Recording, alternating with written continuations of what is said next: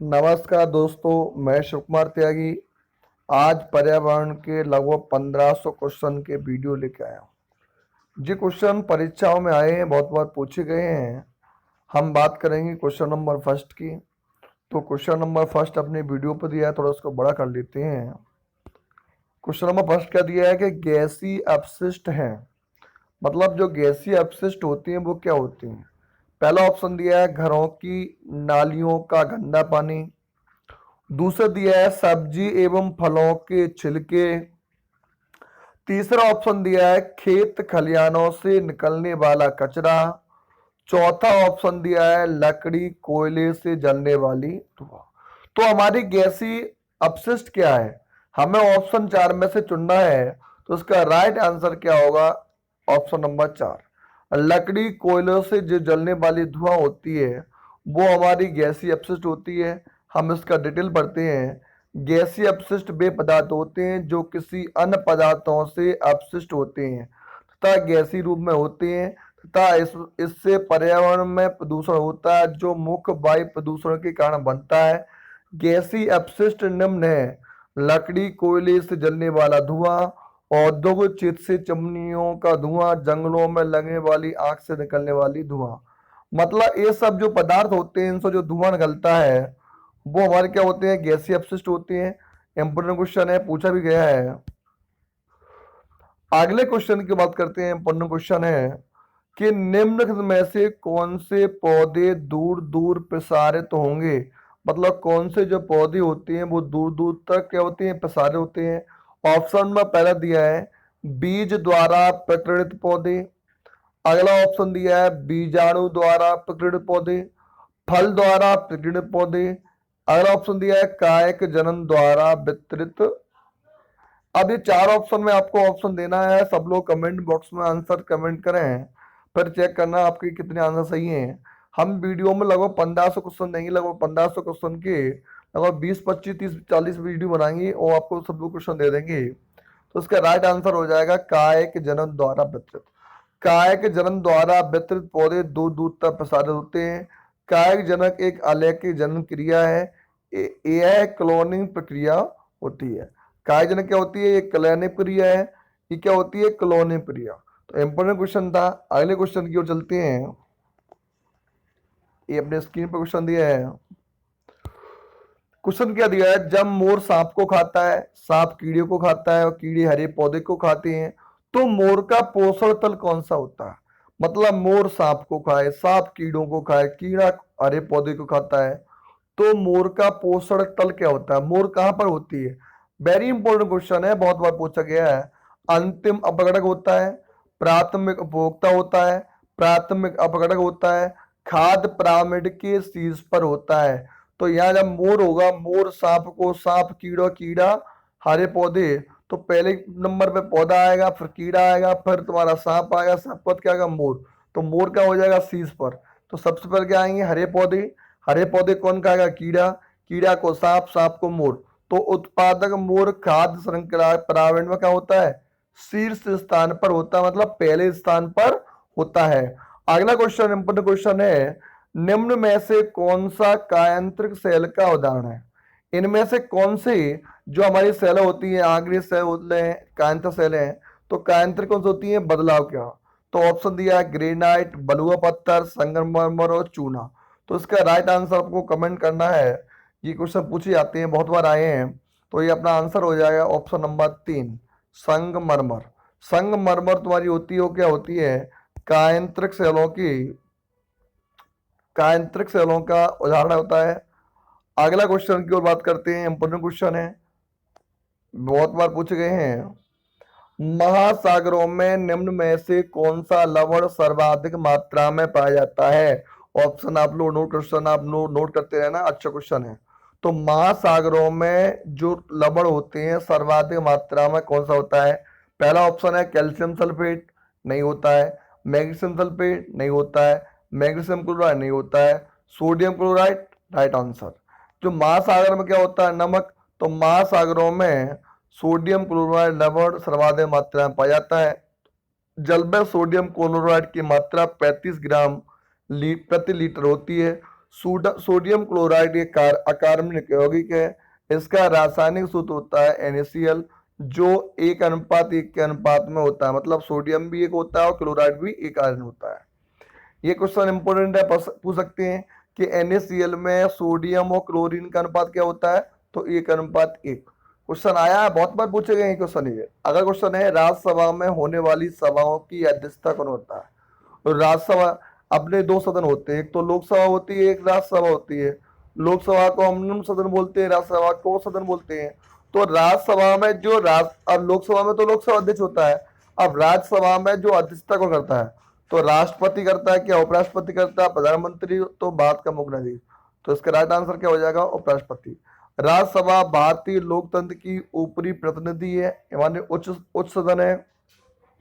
इसमें 250 सदस्य होते हैं, जिनमें से 12 सदस्य भारत के राष्ट्रपति द्वारा नामित किए होते हैं। अन्य 238 सदस्यों का चुनाव होता है। क्वेश्चन बन सकता है कि राज्यसभा में राष्ट्रपति कितने सदस्यों को चुनता है, तो 12 सदस्यों को। राज्यसभा के सदस्य 6 वर्ष के लिए चुने जाते हैं, जिनमें से 1/3 सदस्य 2 साल में सेवानिवृत्त होते हैं। भारत के उपराष्ट्रपति राज्यसभा का पदेन सभापति होता है। सभापति का कार्यकाल 5 वर्ष का होता है। उसका चुनाव अप्रत्यक्ष निर्वाचन द्वारा किया जाता है, जिसमें दोनों सदनों के सदस्य हिस्सा लेते हैं। तो मतलब क्या होता है, जो राज्यसभा का, यहां से लगभग 3-4 क्वेश्चन बन रहे हैं। एक क्वेश्चन बन जाएगा, राज्यसभा के सदस्य का कार्यकाल कितना होता है, तो 6 वर्ष होता है। और अध्यक्ष कौन होता है, सभापति होता है। राष्ट्रपति कितने लोग चुनता है, 12 सदस्यों को चुनता है। चुनाव कितने लोगों को होता है, 238 का होता है। कुल कितने हैं, 250। यहां से लगभग राज्यसभा से क्वेश्चन बनते आते हैं। अगला क्वेश्चन है, निम्न में से किस मिट्टी का विकास विस्तार भारत में सर्वाधिक क्षेत्र पर है। मतलब कौन सी मिट्टी भारत में सर्वाधिक क्षेत्र पर पाती है। ऑप्शन नंबर पहला दिया है जलोढ़ मिट्टी, दूसरा दिया है काली मिट्टी, तीसरा दिया है लाल मिट्टी, चौथा दिया है बालुई मिट्टी। तो जलोढ़ क्या होती है, जो नदियों के द्वारा। तो इसका राइट आंसर हो जाएगा ऑप्शन नंबर फर्स्ट, जलोढ़ मिट्टी। जलोढ़ मिट्टी का जो होता है, भारत के सर्वाधिक क्षेत्र पर जलोढ़ मिट्टी पाई जाती है। अगले क्वेश्चन को चलते हैं, जो शाकाहारी जंतु भोजन के लिए हरे पेड़ पौधों पर निर्भर रहते हैं, उन्हें हम क्या बोलते हैं। ऑप्शन नंबर पहला दिया है द्वितीय चरण उपभोक्ता, प्रथम चरण उपभोक्ता, तृतीय चरण उपभोक्ता या उपभोक्ता। तो जो शाकाहारी जंतु भोजन के लिए हरे पेड़ पौधों पर निर्भर रहते हैं, उन्हें बोलते हैं प्रथम चरण उपभोक्ता।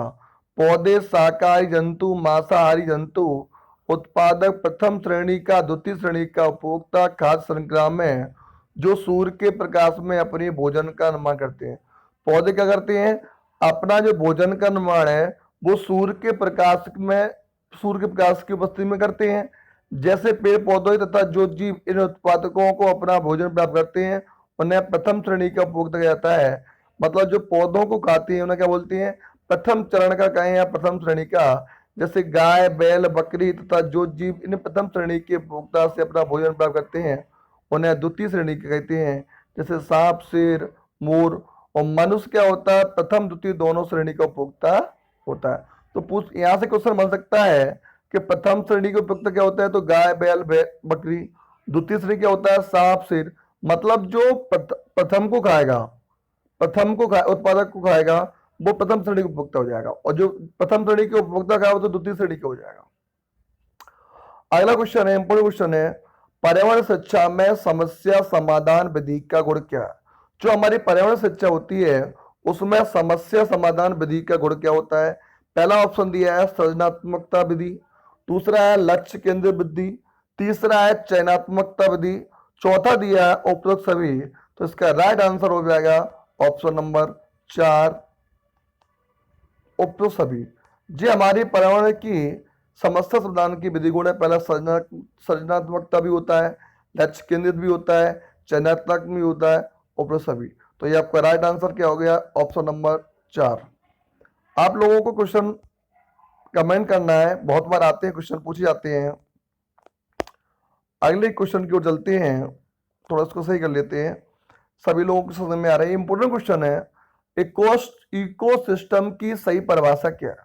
इकोसिस्टम क्या होता है, तो किसी स्थान, पहला ऑप्शन दिया है किसी स्थान पर अजीवी घटक, दूसरा दिया है परस्पर क्रिया करने वाला जीवी समुदाय, तीसरा दिया है पृथ्वी और वायुमंडल का क्षेत्र जहां जीव रहते हैं, चौथा दिया है जीव समुदाय और उनके वातावरण का संतुलित तंत्र। तो ये चार ऑप्शन दिए, चार ऑप्शन में आपको आंसर क्लिक करना है, तो इसका आंसर हो जाएगा ऑप्शन नंबर 4। इकोसिस्टम की जो सही परिभाषा है वो होता है जीव समुदाय और उसके वातावरण का संतुलित तंत्र। तो इसका हम पढ़ते हैं क्या लिखा है, पारिस्थितिक तंत्र एक प्राकृतिक इकाई है जिसमें एक क्षेत्र विशेष के सभी जीवधारी, अर्थात पारिस्थितिक तंत्र क्या होता है, एक प्रकृति की इकाई होती है जिसके क्षेत्र में क्या होता है सभी जीवधारी, जैसे पौधे, जानवर, अणुजीव शामिल हैं, जो कि अपने अजैव पर्यावरण के साथ अंतःक्रिया करके एक संपूर्ण जैविक इकाई बनाते हैं। इस प्रकार पारितंत्र अन्य स्रोत अवयवों की इकाई है जो एक ही आवास को बांटते हैं। पारितंत्र आमतौर पर अनेक खाद्य जाल बनाते हैं जो कि पारिस्थितिक तंत्र के भीतर इन जीवों के अन्योन्याश्रय और ऊर्जा के प्रभाव को दिखाते हैं, जैसे तालाब, वन आदि। तो पारिस्थितिक इकोसिस्टम क्या होता है, जीव समुदाय और उनके वातावरण का संतुलित तंत्र को हम क्या बोलते हैं, इकोसिस्टम या हम पारिस्थितिक तंत्र। क्वेश्चन बनता है, पूछ सकते हैं। अगला क्वेश्चन क्या दिया है, मानव विकास के क्रम में दो पैरों का चलने का सबसे बड़ा लाभ क्या होता है, शरीर का भार कम होना, शरीर को अच्छी प्रकार का आधार देना, हाथ स्वतंत्र रूप से मस्तिष्क की आज्ञा अनुसार खा सकते हैं, अधिक तेल। तो जो मानव विकास के क्रम में दो पैर, इसका राइट आंसर हो जाएगा, जब हम पैर से चलते हैं तो हमारे हाथ क्या होते हैं, स्वतंत्र रूप से मस्तिष्क के आज्ञा अनुसार कार्य करते हैं। तो इसका राइट आंसर हो जाएगा ऑप्शन नंबर 3। क्वेश्चन इंपोर्टेंट है, बहुत बार पूछे गए हैं, बहुत बार आते भी हैं। अगले क्वेश्चन की ओर चलते हैं। इंपोर्टेंट क्वेश्चन है, भूकंप की तीव्रता मापने के यंत्र को क्या कहते हैं। जो भूकंप की तीव्रता है, जो भूकंप की तीव्रता को मापते हैं उस यंत्र को हम क्या कहते हैं। ऑप्शन नंबर 1 दिया है सीस्मोग्राफ, दूसरा दिया है फिजियोग्राफ, तीसरा दिया है कार्डियोग्राफ, चौथा दिया है। वेरी इंपोर्टेंट क्वेश्चन है, बहुत बार आया है जी क्वेश्चन, देखो तुम्हारा सीटेट का एग्जाम आने वाला है, एमपी टेट भी आने वाला है, सबके लिए महत्वपूर्ण है। तो इसका राइट आंसर क्या हो जाएगा, सीस्मोग्राफ। मतलब भूकंप की तीव्रता जो मापने वाला यंत्र है उसे क्या बोलते हैं, सीस्मोग्राफ। तो उसका थोड़ा पढ़ते हैं। भूकंप की तीव्रता मापने के लिए सीस्मोग्राफ नामक यंत्र का प्रयोग किया जाता है। इस यंत्र में रिएक्टर पैमाने का उपयोग किया जाता है जिसमें 0 से लेकर 9 तक, पूछ सकते हैं रिएक्टर पैमाना, रिएक्टर क्रिया भूकंप का मापन करते हैं, कितने अंक होते हैं, 0 से लेकर 9 तक। तथा प्रत्येक बढ़ता हुआ भूकंप की बढ़ती हुई तीव्रता को प्रदर्शित करता है तथा अगला अंक पिछले अंक से 10 गुना अधिक भूकंप की तीव्रता बताता है। जो 0 से लेकर 9 तक अंक होते हैं तो उसमें क्या होता है, एक अंक होता है, अगला अंक क्या होता है, पिछले अंक की अंक से कितना 10 गुना अधिक हो जाता है। अगला क्वेश्चन है, इंपोर्टेंट क्वेश्चन है, सूर्य के सबसे निकटतम ग्रह कौन सा होता है। निकटतम माने पास, सूर्य क्या होता है, एक तारा है हमारा। आप तारे के चारों ग्रह चक्कर लगा रहे हैं, तो ये सूर्य के सबसे निकटतम पास में कौन होता है। ऑप्शन बृहस्पति, मंगल, शुक्र, बुध। तो इसका राइट आंसर हो जाएगा ऑप्शन नंबर 4, बुध। हमारे सौर मंडल में सूर्य से बढ़ती हुई दूरी के क्रम में ग्रहों की स्थिति इस प्रकार है। पहले क्या होता है, बुध सबसे पास में बुध होता है, फिर शुक्र है, फिर पृथ्वी है, मंगल है, बृहस्पति है, शनि है, अरुण है, वरुण है। तो मतलब यहां से सबसे पहले कौन सा है, सबसे नजदीक है बुध, सबसे दूर कौन सा होता है तुम्हारा वरुण। बुध ग्रह क्या होता है, जो सौर मंडल का सबसे छोटा ग्रह होता है। ये भी कुछ समझ सकता है कि सूर्य की सबसे अधिक सबसे कम दिनों में चक्कर कौन लगाता है, तो बुध लगाता है। अगला क्वेश्चन है, गिर राष्ट्रीय पार्क किस राज्य में है। तो गिर से गिर गए गुजरात में, तो गिर कहाँ है, गुजरात में। गिर राष्ट्रीय उद्यान गुजरात राज्य के कठियावाड़ जिले में है। इसकी स्थापना 1965 में किया गया था तथा यहाँ शेरों का संरक्षण के लिए प्रसिद्ध है। तो कुछ समझ सकता है, तो गिर राष्ट्रीय उद्यान किसके लिए संरक्षित है, तो गिर राष्ट्रीय उद्यान शेरों के संरक्षण के लिए संरक्षित है। अगले क्वेश्चन में बात करेंगे, इंपोर्टेंट क्वेश्चन है, निम्नलिखित वाहिनी ईंधनों में किसकी आजकल पर्यावरण श्रेणी में आता है? मतलब पर्यावरण में, अब जैसे क्या होता है, वाहनों में डीजल जलते हैं तो प्रदूषण होता है, तो ऐसी कौन सी चीजें है जिससे पर्यावरण प्रदूषण नहीं होता? पहला ऑप्शन है पेट्रोल, दूसरा है डीजल, तीसरा है द्रवित पेट्रोलियम गैस, चौथा है संपीड़ित प्राकृतिक गैस। तो जो संपीड़ित प्राकृतिक गैस कहेंगे या सीएनजी, तो सीएनजी से क्या नहीं होता? इसका राइट आंसर हो जाएगा ऑप्शन नंबर 4। सीएनजी जो गैस होती है कंपाउंड नेचुरल गैस, ये आपका है संपीड़ित प्राकृतिक गैस। इसमें क्या होता है, ये पर्यावरण को प्रदूषित नहीं करती, ना के बराबर करती है। संपीड़ित प्राकृतिक गैस वाहिनी ईंधनों में सबसे ज्यादा पर्यावरण श्रेणी में आता है क्योंकि इससे बहुत कम पर्यावरण प्रदूषण होता है। प्राकृतिक रूप से पाए जाने वाले ज्वलनशील गैसों को अत्यधिक दबाव के अंदर रखने से बने तरल को ही सीएनजी कहते हैं। चूंकि यह गैस प्राकृतिक का संपीड़ित रूप है, इसलिए इसका रासायनिक संगठन बगैर दबाव से बने गैसों के समान होता है। इसमें मुख्य रूप से मीथेन, ईथेन, प्रोपेन होती है। तो पूछ सकते हैं जो हमारी सीएनजी गैस होती है उसमें क्या होता है? मीथेन भी होता है, ईथेन भी होता है और प्रोपेन होता है। तो जो तुम्हारी सीएनजी गैस होती है उससे क्या होता है? प्रदूषण नहीं होता। अगला क्वेश्चन है, किसी पारतंत्र में तत्वों का चक्रण क्या कहलाता है? कोई पारतंत्र होता है उसमें तत्वों का चक्रण क्या कहलाता है? पहला है भूविज्ञान चक्र, दूसरा है जैव भू रासायनिक चक्र, तीसरा है रासायनिक चक्र, चौथा है इनमें से कोई नहीं। तो इसका राइट आंसर हो जाएगा ऑप्शन नंबर 2। जैव भू रासायनिक चक्र को परतंत्र में तत्वों का चक्रण कहा जाता है। इंपोर्टेंट क्वेश्चन है, अपने बहुत बार आए हैं और बहुत बार पूछे भी गए हैं। अगले क्वेश्चन को देखते हैं कि इंसुलिन की रासायनिक प्रकृति कैसी होती है? जो इंसुलिन हार्मोन होता है उसकी रासायनिक प्रकृति कैसी होती है? प्रोटीन, विटामिन, वसा, कार्बोहाइड्रेट। तो इसका राइट आंसर हो जाएगा ऑप्शन नंबर 1। जो इंसुलिन होता है उसकी रासायनिक प्रकृति प्रोटीन होती है। सेगर, एफ.एस. सेगर ने 1953 में पहले गाय के इंसुलिन के अणु की रचना का पता लगाकर सिद्ध किया था कि यह एक पॉलीपेप्टाइड होता है। इसके लिए इन्हें 1958 में नोबेल पुरस्कार मिला था। इंसुलिन ही वह प्रथम प्रोटीन होता है जिसका आधुनिक वैज्ञानिक प्रयोगशाला में संश्लेषण करने में सफल हुए थे। मानव इंसुलिन का सन 1965 में सान्य किया था। सबसे पहले किसका हुआ था? पशु पर हुआ था। किसने किया था? सेंगर का। मानव इंसुलिन क्या होता है? 1965 में सान्य किया था। तो इंसुलिन क्या होता है? पहला प्रोटीन होता है, इसका प्रयोगशाला में पहली बार संश्लेषण किया था। अगले क्वेश्चन की बात करते हैं, पौधों में अर्धसूत्री विभाजन कहाँ होता है? पौधों में जो अर्धसूत्री विभाजन है वो कहाँ होता है? परागकणों में, मूल शीर्षों में, तनी में, परागकोश में। तो इसका राइट आंसर हो जाएगा ऑप्शन नंबर 4, परागकोश में। जो पौधे होते हैं अर्धसूत्री विभाजन होता है कहाँ होता है? परागकोश में होता है। इंपोर्टेंट क्वेश्चन है, बहुत बार पूछा भी गया है। आते हैं क्वेश्चन। अगला क्वेश्चन है ज्वर नियंत्रण, मतलब ज्वर माने बुखार। ज्वर नियंत्रण में आमतौर पर सबसे अधिक प्रयोग की जाने वाली औषधि कौन सी होती है? जो ज्वर नियंत्रण होता है, जो हमें बुखार होता है, उसमें सबसे अधिक कौन सी जो प्रयोग की जाने वाली औषधि होती है? बी कॉम्प्लेक्स, ब्रूफेन, पैरासिटामोल, लिफिप्टू। तो जी जो तुम्हारा होता है पैरासिटामोल। जो भी बुखार की दवाई होती है ऑप्शन नंबर 3। तो क्या होता है? ज्वर नियंत्रण में आमतौर पर सबसे अधिक प्रयोग की जाने वाली औषधि पैरासिटामोल होती है। पैरासिटामोल का आमतौर पर हम ज्वर नियंत्रण में प्रयोग करते हैं। अगला क्वेश्चन है, दही निर्माण हेतु कौन से सूक्ष्म जीवी उत्तरदायी होते हैं? जो दही का निर्माण करते हैं, इंपोर्टेंट क्वेश्चन है, कौन से सूक्ष्म जीवी उत्तरदायी होते हैं?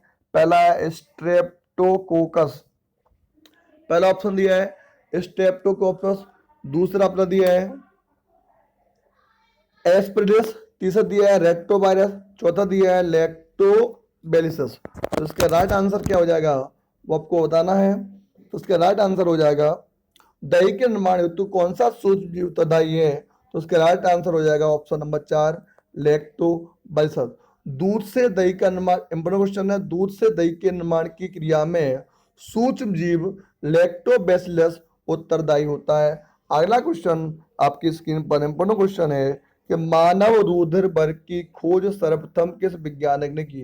जो मानव रुधिर होता है, रुधिर कहें तो खून होता है, तो किसने की थी? जेनेक्स ने की थी। लैंड स्टीनर ने की थी, पेटे ने मार्क्स ने की थी, कॉल मार्क्स थी। तो इसका राइट आंसर हो जाएगा लैंड स्टीनर।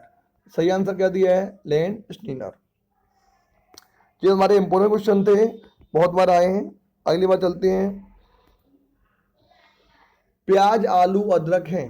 प्याज जो होता है, आलू अदरक होता है, तना होते हैं, जड़ होते हैं, अपस्थानिक जड़ें हैं, सल्क पड़ते हैं। तो प्याज, आलू, अदरक को हम तना बोलते हैं। ऑप्शन नंबर क्या होता है? तना। तना उदाहरण होते हैं, तने कौन से होते हैं? प्रकंद, हल्दी, अदरक, कंद, आलू, शकरकंद, प्याज, लहसुन, घनकंद, अरवी, सब क्या होते हैं? ये तना होते हैं हमारे।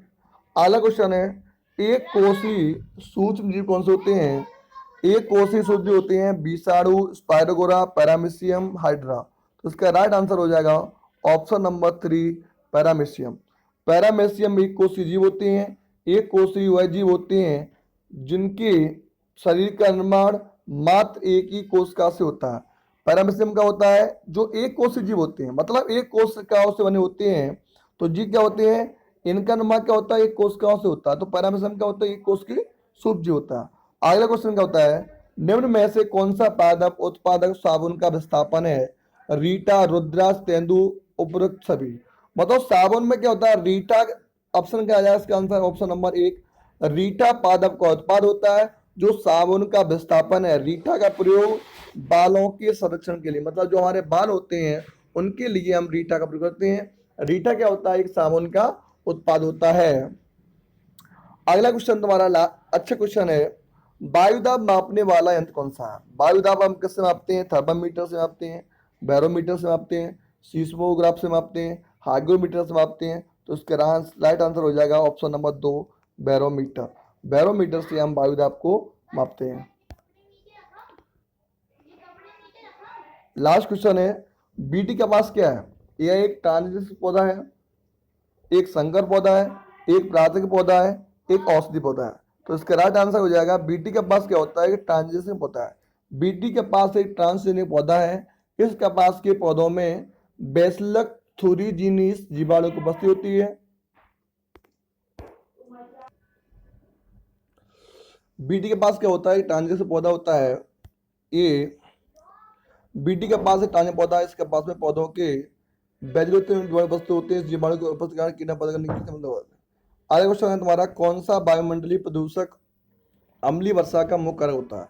मतलब कौन सा जो वायुमंडलीय प्रदूषक होता है वो अम्लीय वर्षा का प्रमुख कारण होता है? पहला है H2S, दूसरा SO2, तीसरा HCl, चौथा तुम्हारा NO2। इसका राइट आंसर हो जाएगा SO2।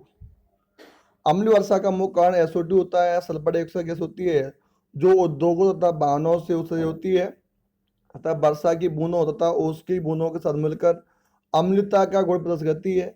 इससे फसलों तथा इमारतों को क्षति पहुंचती है, स्वास्थ्य पर हानिकारक प्रभाव पड़ता है। तो SO2 क्या होता है? अम्लीय वर्षा का प्रमुख कारक होता है। अगला क्वेश्चन दिया, निम्न में से कौन सर्वाधिक उत्पादन पारतंत्र है? सर्वाधिक उत्पादन पारतंत्र कौन सा होता है? टुंड्रा, उष्णकटिबंधीय वर्षावन, सवाना, मरुस्थल। इंपोर्टेंट है, बहुत बार आया है। तो इसका राइट आंसर हो जाएगा उष्णकटिबंधीय वर्षावन होता है तुम्हारा। उष्णकटिबंधीय वर्षावन को हम क्या बोलते हैं? सर्वाधिक उत्पादन वाला पारतंत्र। अगला क्वेश्चन है, कौन सी बीमारी दूषित जल पीने से फैलती है? Typhoid, AIDS, anaemia, tetanus. तो ये टाइफाइड होता है वो हम दूषित जल हमारा होता है उससे हमारा फैलता है। टाइफाइड रोग दूषित जल पीने से फैलता है। इससे आंत ज्वर भी कहता है। यह रोग साइलोमोना टाइफोस नामक जीवाणु से होता है जो दूषित जल से पाया जाता है। पूछ सकते हैं जो टाइफाइड है किस जीवाणु से होता है? तो साल्मोनेला टाइफोसा नामक। अगला क्वेश्चन है, निम्न में से कौन सी ग्रीन हाउस गैस नहीं है? NO2, CO2, CO, CH4। तो तुम्हारा हो जाएगा CO। CO हमारी होती है ग्रीन हाउस गैस होती है। ग्रीन हाउस गैस भी होती है जो पृथ्वी की ऊष्मीय तापमान को बढ़ाने में सहायक होती है, मतलब जिससे हमें गर्मी बढ़ती है वो हमारी क्या होती है? ग्रीन हाउस गैस होती है। प्रमुख ग्रीन हाउस होती है carbon dioxide, NO2, CH4, CFC और CO नहीं होती है। तो फ्रेंड, ये वीडियो आपको अच्छा लगा हो तो वीडियो को लाइक एवं शेयर सब्सक्राइब न करना भूलें। हम लगभग क्वेश्चन पर्यावरण के 1 क्वेश्चन आपको कराएंगे, डेली कराएंगे। आप लोग पर डे वीडियो देखें। बाकी वीडियो हमारी प्ले लिस्ट में डले हैं, देखते रहें।